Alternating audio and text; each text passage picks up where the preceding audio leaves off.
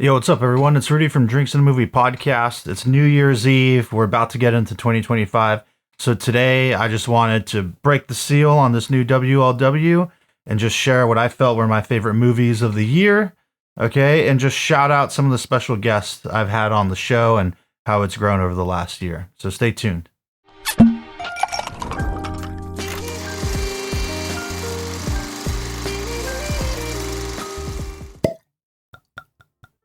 So thanks for joining me, everybody. So first off, I just want to give a big thank you to anybody that's kind of been new to the show this year, or anyone that started watching Drinks and Movie when it first appeared. And I think it was 2019 that I started. If you stuck with me this far, or if you're new and you dug it and you've stuck with me, I really appreciate it. So just thanks for being here. Yeah, this is a little bit impromptu, but I know everyone's coming out with their list for their favorite movies and favorite whiskeys and this and that. So got off work early and just thought I'd do my own little version of this. So as I let this open up, which by the way, I'm super lucky to have this William Larue Weller. This is the 2024 Expression Buffalo Trace Antique Collection. One of the most sought after bottles and something that is a total bucket list item for me. Shout out to Louis Liquor in Azusa. I've been talking about their stuff a lot, and then they, helped me make sure I acquired this. So thank you guys very much. I appreciate it. I know some people don't like to throw the stores out there, but I feel I'm going to do that. So as I let this open up, before I get into the movies, I just want to talk about some of the special guests and shout out some folks that have come through the show for the first time. I had my friend Jordan, an old high school buddy that came on for the Grindhouse episode we did, his first time on the show. We've had a frequent guest in Jocelyn, Glamour Beauty School. Jocelyn's been coming on and did some of the holiday horror with Carissa and I. And again, a special thanks to Carissa for just doing episodes with me all through October for the horror movie kind of season, even though every season's horror movie season. So thank you all for joining. And some more shout outs. I had Becky Smith from Constellation Brands, who's come to rep Nelson's Greenbrier Distillery and Casa Noble Tequila and Midwinter Night's Dram. She came on once again earlier in the year to talk about High West's whiskey expressions and share some new products. So that was a really fun episode. It was good to have her back again. I want to shout out Brandon Cox, the cinematographer of the movie Werewolves, which just came out earlier this month, and I believe is streaming right now. I think it's now on streaming. So if you didn't get to catch it in theaters, you can go check that out. We had a really great discussion just on cinematography in general, and particularly that movie, and how he approached doing the creature effects and all that good stuff. As well as another special guest that we had earlier in the year was Alec Gillis, just world-class special effects creature creator. Tremors, Aliens, Prey, Smile 2, all that stuff. He did everything. Just look him up.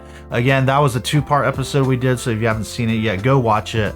That's one of my favorite episodes I've done so far, and we got to shoot in his studio space, so we were surrounded by a bunch of his creations and everything, and it was very incredible. So was very stoked to have Alec on the show as well, and hopefully we'll get him back sometime to talk about whatever's to come in the future, and maybe even some other movies that we didn't get to mention in that very long interview we did. The next shout out I want to give is Kenneth Castillo.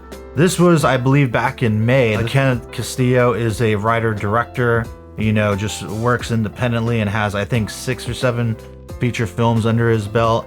And it's just a very real dude. One of the best, I think, kind of discussions I've had. I try not to do everything so interview, question, answer. So I like to call it conversations or discussion.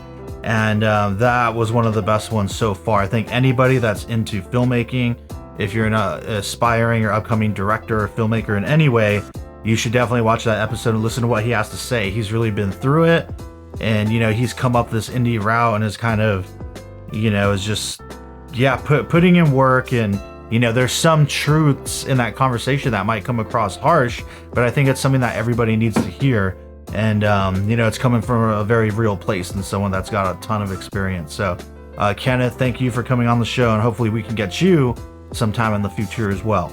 There's a couple other folks that I've met through Instagram and other podcasts that I want to shout out that I haven't had them on this show yet, so we're definitely looking to do that in 2025. But I got to throw a shout out to Matt and Mark Movie Show.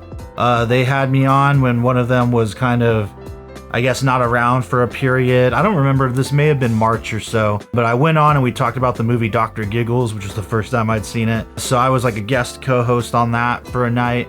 And it was a really fun time. I love listening to their show. So definitely got to get them over here on Drinks and a Movie. Maybe I'll send them a sample of some whiskey or something. And another show is the This Seat's Taken podcast. Rob Miranda, I guested on his show twice. We talked about, I think it was Ghostbusters Frozen Empire the first time, and then I came on again to chat about Blood In, Blood Out.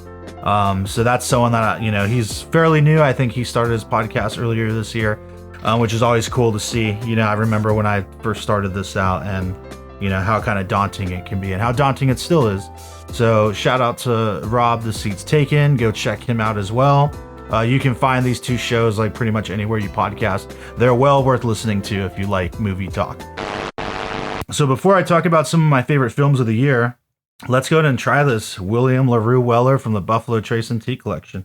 So this is coming in, I think, 12 years old or just over 12 years old.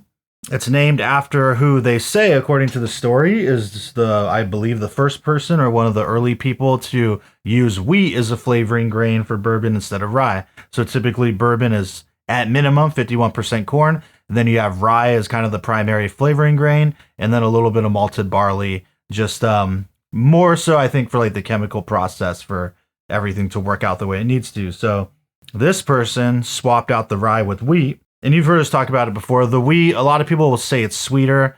It really kind of mellows it out because since rye is a more spicier grain, the wheat is a lot softer.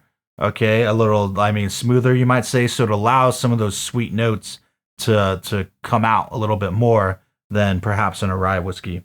So you've heard about Weller if you've seen like Weller Special Reserve and Antique 107 and Weller 12, Weller Foolproof. This is just another version of that. They're all from Buffalo Trace, and it'd be interesting to one day put this against some of the Pappy Van Winkle lineup, because I'm pretty sure they're all in the same family.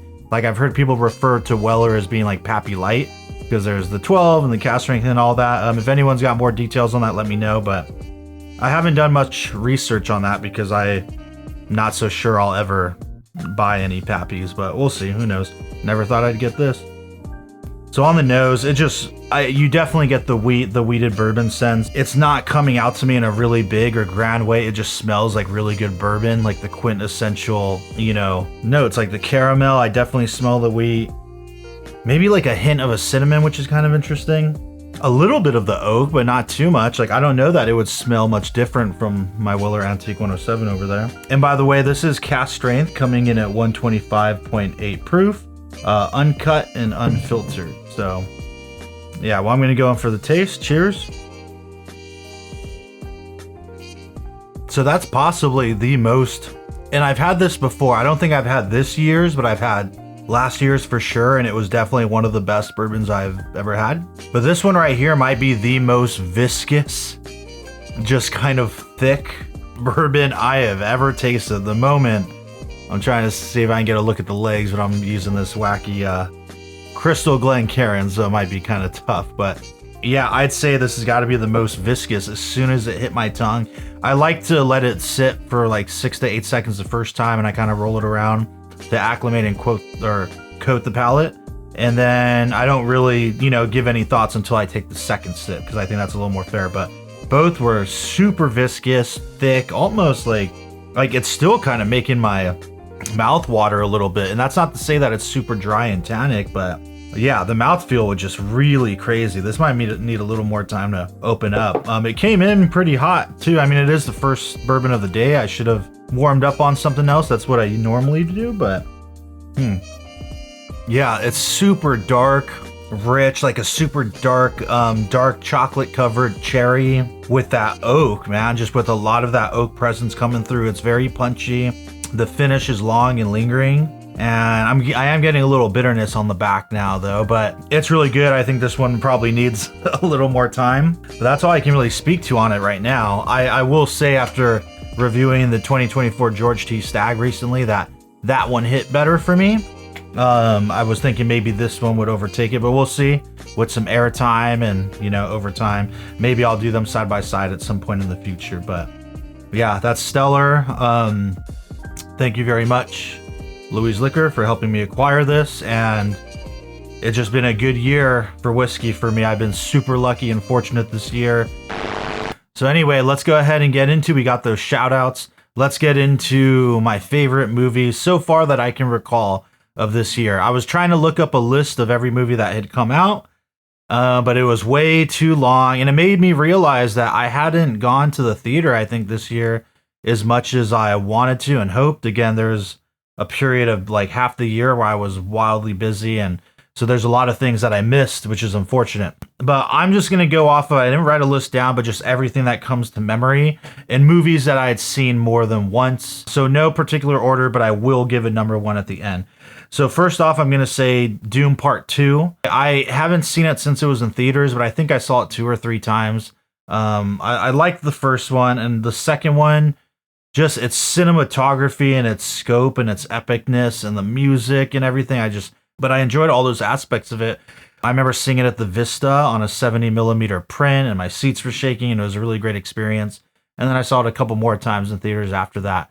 But it's to the point where I'm almost afraid to watch it at home at any point, because I think it's just such a epic that it needs that theater, environment. So I'm just going to go ahead and just throw that on the list. That's the earliest from this year that I can remember, and I saw it more than once, so, I definitely liked it. This wouldn't typically, this would be low as far as a favorite, maybe let's call it an honorable mention, but I have to say it, I think the Marvel everything has sucked for the last few years, as I think we can all agree, but Deadpool and Wolverine I found to be a really fun, entertaining movie. I didn't go watch it a bunch of times. I was never even a fan of the other 2 movies. I didn't see them until the week that Deadpool 3 was going to come out, and I thought, all right, let's just check it out. Let's see what's good. Probably going to blow this. But, I thought it was a lot of fun. I think Hugh Jackman still has it. I think Hugh steals the show with his performance. And the thing I like about it most is that it was able to blend, Wolverine's drama and just his internal rage and everything he's been through with the comedy. There's a couple great monologues and scenes of the 2 of them, where he's just getting really emotional and he really delivers. And somehow within the bigger picture of the movie and all its crazy humor, it worked. And I really appreciate that. That's not easy to do. So from a filmmaking perspective, I just thought that was really great. And that alone kind of gets it onto my list for, some of my best of the year, I guess you could say. The next one I'm going to say, everybody, is Terrifier 3. Okay, that just came out October 12th. I think it came out on my birthday. Or the 11th, I don't know, something like that. But I went to see it, that midnight. I thought it was great. I know a lot of people still prefer the second one. I think Terrifier 3 is the best one. For me, I love the Christmas environment. I love that it's breaking records and made all kinds of money, and that it's just a fun, crazy gore fest, and that people are out here supporting it. It feels like the horror movie community, horror movie film fans are like the sole people kind of keeping theaters alive at this point. The fact that it's able to break records and be what it is and know what it is, but, surpass Joker 2 and whatnot. And, what's that going to mean for the career of everybody involved, as well as the director, Damien Leone. And I think that's really exciting. And I can't wait to see what all those people do next and what Terrifier 4 is going to have in store. And, it's really encouraging for me as someone who loves horror movies and would love to make a feature horror film someday that, there's still a big base of fans. And yeah, not everything has to be, I hate the term elevated horror. I think it's stupid, but like that, you can just have a fun, scary movie that also has a lot of humor and is somehow has some goofiness thrown in with its ultra violence. I don't know. I just like that there's still an audience for that. And hey man, sometimes you need some junk food to go with your vegetables. That's how I see it. Some people love the Marvel shit. I like the Terrifier movies. So that goes right there. Up next is going to be Ty West's Maxine. I loved it. That also, as far as that trilogy, the X trilogy goes, that might be my favorite of the 3. Saw it a couple times in theaters. Watched it at the Vista, of course, on 35mm, as you should. And I just loved every moment of it. I loved its kind of giallo influence, which I think is great, coming off the 70s Texas Chainsaw vibe of the first movie. and then the Technicolor, Gone with the Windish vibe of the second film, and then now this one, which is that 80s slasher Vice Squad, but also, maybe deep red kind of, vibe. Love those movies. That one is definitely one of my favorites of the year for sure. The last one I'm gonna say, and this is number one favorite movie of the year for sure, is JT Molnar's Strange Darling that came out in, I believe it was August. Saw it a few times, watched it again at the Vista in 35mm print, and it's a must-see. If you haven't seen it yet, just go watch it. Trust me, I've been able to turn a few people onto it, and they all loved it. Carissa and I covered it right after we watched it. That was the first time I had done an episode of the podcast where we did a podcast episode like right out the theater. We got out, went to the pad, and just recorded on our phones. So the audio is maybe not the best, but we just had a lot to talk about with the movie and wanted to share it. I also did the movie on the other show I co-host called The Real Generation Gap.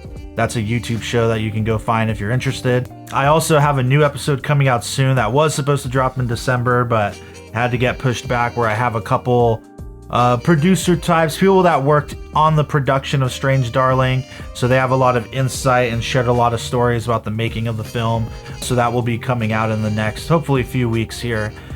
So when you do go see it, if you haven't seen it yet, go watch it, and then you can come back and listen to our first impressions, and then you can see the new episode that's going to drop pretty soon with a couple of the people that were actually involved in the making of the film, which is always cool. So hoping to get a lot more guests and collaborate with more podcasters and whatnot in the coming, year.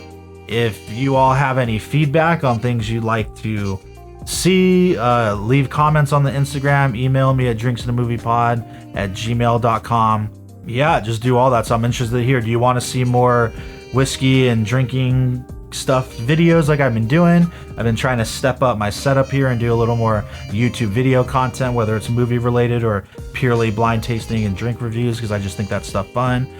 There's some food content I want to do with different filmmakers, and a lot of just ideas to kind of expand the brand, I guess you can call it. But it's all just for fun, so that stuff happens slow. It takes time. I don't get paid to do any of this. One more shout out I do have to give is to my friend Pranav, who did the new graphics and the new logo for the YouTube videos and for the Instagram and all that good stuff. So thank you, Pranav, for doing that. Really kind of stepped up the aesthetic of the whole game here. So really appreciate that. So cheers to you, my friend. Man, that's a thick one. That's good though. It is opening up in a nice way. It is just some rich, dark, like oak and cherry and wheat dark chocolate. Yeah, William Larue Weller, everyone. So that's a wrap on this one, the end of 2024. Have a safe, fun, and happy new year. And yeah, we'll see you in 2025 with the next episodes that are ready to go. Okay, cheers.